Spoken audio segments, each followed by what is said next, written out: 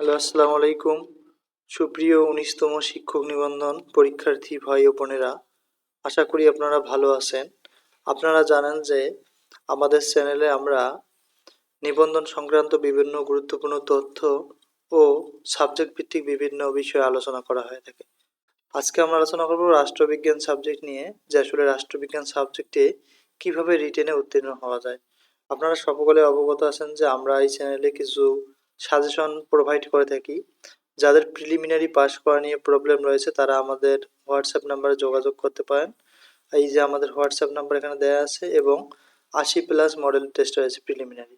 Are written সাজেশনটি আমাদের রাষ্ট্রবিজ্ঞান স্কুল ও কলেজ পর্যায়ে অলরেডি তৈরি হয়েছে, এবং আমাদের স্কুলের সাজেশনটির মূল্য হচ্ছে 250 টাকা এবং কলেজের সাজেশনটির মূল্য হচ্ছে 250 টাকা। আপনারা জানেন যে আসলে রিটেন পরীক্ষাটা খুবই গুরুত্বপূর্ণ নিবন্ধনের ক্ষেত্রে। আমি নিজেও 2বার রিটেন পরীক্ষা দিয়ে কিন্তু উত্তীর্ণ হয়েছি।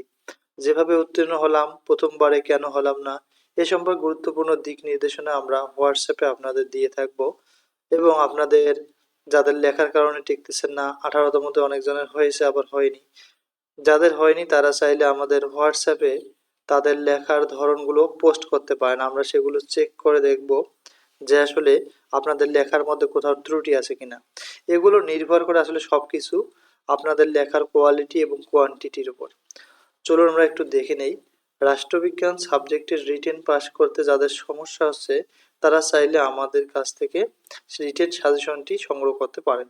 আমরা হোয়াটসঅ্যাপে আমাদের লেখার কোয়ালিটি, অর্থাৎ আপনাদের লেখার কোয়ালিটি চেক করব। যদি লেখার মধ্যে কোথাও ত্রুটি থাকে সেগুলো ধরে দেওয়ার চেষ্টা করব ইনশাল্লাহ।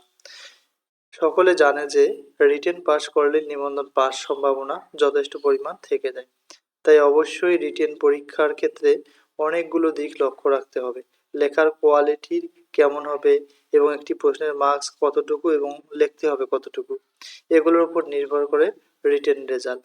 তো এ সম্পর্কে আমরা, যারা আমাদের কাছ থেকে সাজেশন সংগ্রহ করে, তাদেরকে আমরা বিভিন্ন দিক নির্দেশনা দিয়ে থাকি হোয়াটসঅ্যাপের মাধ্যমে, এবং তাদের লেখাগুলো আমরা চেক দেই। অনেকজনে আছে প্রতিনিয়ত আমাদের প্রশ্নের উত্তর লিখে আমাদের কাছে পাঠিয়ে দেন যে এইভাবে লিখলে হবে কিনা, এ ধরনের।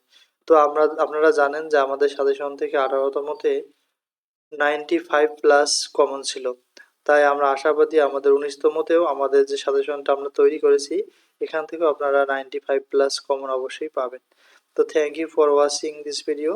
যাদের প্রয়োজন রয়েছে তারা অবশ্যই আমাদের সঙ্গে যোগাযোগ করবেন, এবং অনেকগুলো সুযোগ সুবিধা আপনারা এই চ্যানেল থেকে পেয়ে থাকবেন, বিশেষ করে রাষ্ট্রবিজ্ঞান সাবজেক্ট যাদের রয়েছে। Thank you for watching. দেখা হবে এবং কথা হবে অন্য ভিডিওতে। আসসালামু আলাইকুম।